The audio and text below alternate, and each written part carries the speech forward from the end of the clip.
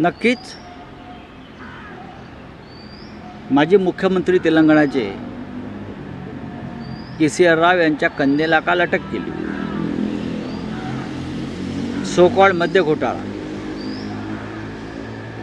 लोकसभा निवडणुकीच्या तोंडावर त्यांना अटक केली. एका महिलेला, त्या माजी खासदार आहेत, चौकशी पूर्ण झाली पण त्यांना अटक केली. हे दबावतंत्र आहे. खरं म्हणजे इतका मोठा इलेक्ट्रॉल बॉन्डचा घोटाळा समोर आला. हजारो कोटी रुपये ब्लॅक मनी म्हणजे काळा पैसा, भ्रष्टाचाराचा पैसा, धंद्याच्या बदल्यात चंदा. ज्या कंपनीचं टर्नओव्हर 150 कोटी आहे ती कंपनी 300 कोटीचा निधी देते. म्हणजे हा कोणीतरी त्यांना काळा पैसा दिला आणि तो पैसा इथे आला. औषध कंपन्या, 6 औषध कंपन्या, औषधं महाग का झाली तुम्हाला कळलं असेल. शेकडो कोटी रुपये औषध कंपन्या आणि हॉस्पिटल्सनी भारतीय जनता पक्षाला दिले. गेमिंग कंपन्या, जुगार, लॉटरी ऑनलाईन यांनी हजारो शेकडो कोटी रुपये भारतीय जनता पक्षाला दिले. ज्यांच्यावर ईडीची कारवाई सुरू आहे, ज्यांच्यावर छापे पडले, त्या कंपन्यांनी भारतीय जनता पक्षाला पैसे दिले. खरं म्हणजे मनी लॉन्ड्रिंगची केस ही भारतीय जनता पक्षाच्या अध्यक्षांवर चालायला पाहिजे, प्रधानमंत्र्यांवर चालायला पाहिजे आणि त्यांना अटक केली पाहिजे. तुम्ही विरोधी पक्षाच्या नेत्यांना अटका करता आणि तुम्ही सगळा हजारो कोटीचा लुटमार आणि दरोडे टाकून मोकळे राहता आणि वर आम्हाला नीतिमत्ता शिकवता. आपचे 2 मंत्री तुरुंगात आहेत. आज कविता जेलमध्ये गेल्या. आमच्या लोकांना धमकवलं जात आहे. पण ही त्यांची शेवटची निवडणूक आहे. त्यानंतर तपास यंत्रणा, काल राहुल गांधींनी सांगितलं आहे ना, सांगितलेलं आहे की ज्या पद्धतीनं भारतीय जनता पक्षाच्या एक्स्ट्रॉशनला म्हणजे हप्तेबाजीला या केंद्रीय तपास यंत्रणांनी मदत केलेली आहे, वसुली एजंट म्हणून काम केलं आहे, त्या सगळ्यांची चौकशी BJPचं सरकार गेल्यावर होईल. हुकुमशाही सुरूच झालेली आहे. पण मी खात्रीनं सांगतो, ज्या पद्धतीचा इलेक्ट्रॉल बॉन्ड घोटाळा, भ्रष्टाचार समोर आलेला आहे आणि तो फक्त शहरापुरता मर्यादित नाही तर गावातल्या शेवटच्या माणसापर्यंत मोदींचा सिर्फ मैं खाऊंगा हा मेसेज गेलेला आहे या इलेक्ट्रॉल बॉन्ड घोटाळ्यामध्ये. ना खाऊंगा ना खाने दूंगा नहीं, मैं और मेरे लोग खाएंगे, उसके लिए कुछ भी करेंगे, डाका डालेंगे, दरोडा डालेंगे, कुछ भी करेंगे. हा संदेश ग्रामीण भागातल्या गावातल्या शेवटच्या माणसापर्यंत पोचलेला आहे. त्याच्यामुळे मोदींचं सरकार पुन्हा येणार नाही. हे भ्रष्ट सरकार म्हणजे देशाला लागलेला कलंक आहे आणि हा कलंक धुवून काढावा लागेल. 400 पार, यावेळी 400 पार. 400 पार नहीं, भाजपा तड़ीपार है. ऐसा नारा दिला है जब देने दो ना. 400 पार वही भ्रष्टाचार का जो पैसा, इलेक्ट्रॉल बॉन्ड घोटाला जो सामने आया है, हाँ, सबसे पैसा लिया है. जिसको धंधा दिया वो सबसे चंदा लिया. उससे बड़ा घोटाला देश के इतिहास में नहीं हुआ, विश्व के इतिहास में नहीं हुआ. अगर कोई और देश में ये घोटाला होता तो प्रधानमंत्री को अब तक इस्तीफा देना पड़ता. ब्रिटेन के प्राइम मिनिस्टर ने झूठ बोला, इसलिए उनको इस्तीफा देना पड़ा. आपको ऐसा नहीं लगता कि अगर इनकी बहुमत की सरकार अगर आई दोबारा, उसकी बहुमत की सरकार नहीं आ रही है, अगर आई तो कहीं न कहीं एक विजन, जितने भी इनके कानून हैं सारे कानून एक साथ में पास करेंगे. संविधान का तो पूरा संविधान बदलने का उनका प्लान है ना, इसलिए तो उनको 400 पार का नारा है. उनके भाजपा के नेता ने कहा ना, हमें 400 का बहुमत इसलिए चाहिए कि हम संविधान बदलना चाहते हैं और संविधान बदलने के बाद भ्रष्टाचार को भी शिष्टाचार का दर्जा देंगे, जैसे इलेक्ट्रल बॉन्ड को किया है. Legalise corruption.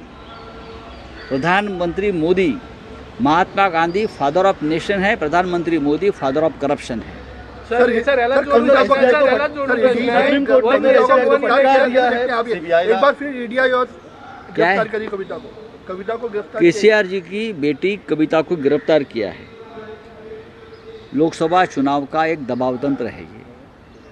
पूरे देश में जो बीजेपी के खिलाफ लड़ना चाहते हैं उनके लिए एक मैसेज दिया है, अगर हमारे खिलाफ बोलोगे लड़ोगे तो जैसी कविता जी को हमने अरेस्ट किया आपको अरेस्ट कर देंगे। केजरीवाल जी के ऊपर दबाव है, महाराष्ट्र में हमारे लोगों के ऊपर दबाव है। बात ऐसी है भाई, ईडी सीबीआई को मैं बताना चाहता हूँ, कल राहुल जी ने कहा सरकार बदलेगी तो आप क्या करोगे।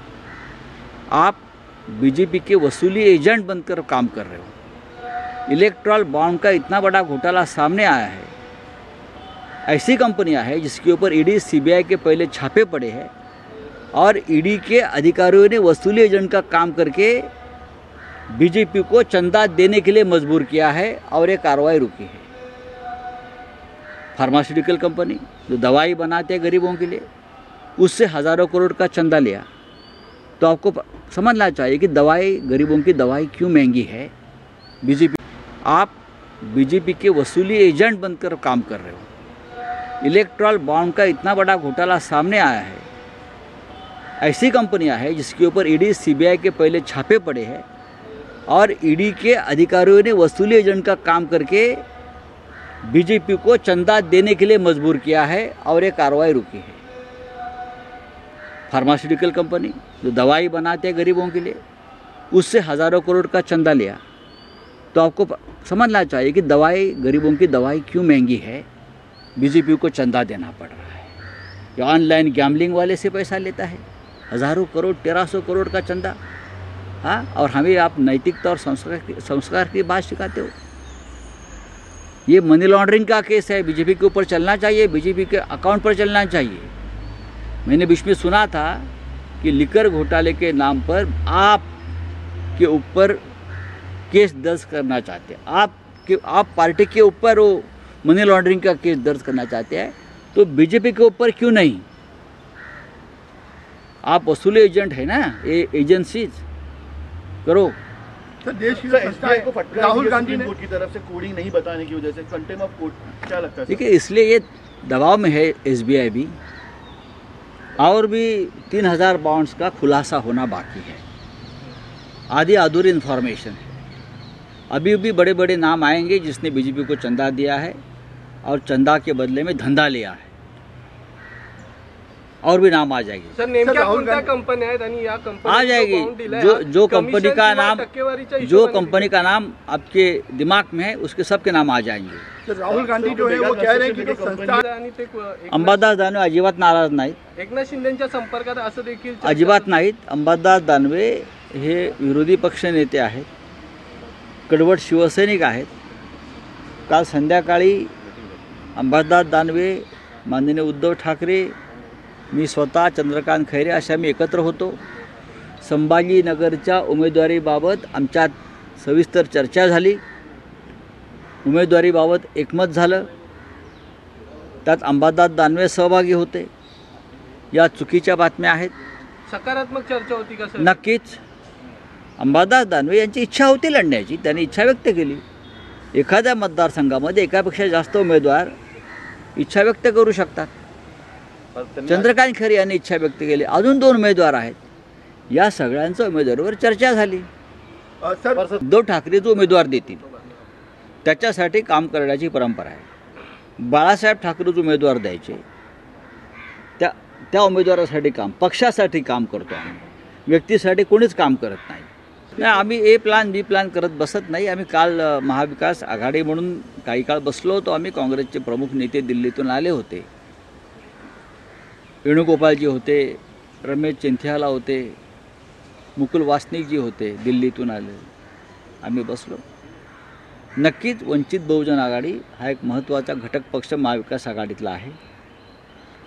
4 जागांचा प्रस्ताव आम्ही त्यांना दिलेला आहे। त्या 4 जागा त्यांनी ज्या आम्हाला 27 जागांचा एक यादी दिली होती, त्यातल्या 4 जागांचा प्रस्ताव आम्ही दिला आहे आणि आमची त्यांना विनंती आहे तेव्हा केली की तुम्ही या जागांवरती विचार करावा। आता त्यांच्याकडून आम्हाला कळवायला हवं आहे त्या 4 जागा त्यांना मान्य आहेत किंवा आणखीन त्यांना काय आम्ही देऊ शकतो, आमचे दरवाजे उघडे आहेत. इंडिया आघाडीच्या उद्या मीटिंग होणार आहे का?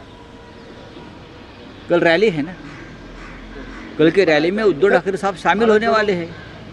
राहुल गांधी जी से चर्चा निरंतर चलती है हमारी. जब हम चांदवड़ में गए थे, मैं और शरद पवार साहब, तब भी उनसे चर्चा हो गई. आज मुंबई में आएंगे, यहाँ बड़ा स्वागत उनका मुंबई में हम लोग कर रहे हैं, मुलुंड में, भांडुप में. कल मंच पर रहेंगे, उद्धव जी भी जाएंगे, शरद पवार साहब आएंगे, सभी बड़े नेता अखिलेश यादव भी आ रहे हैं. आ रही है और सब लोग बैठेंगे, मजबूती से एक साथ काम करेंगे.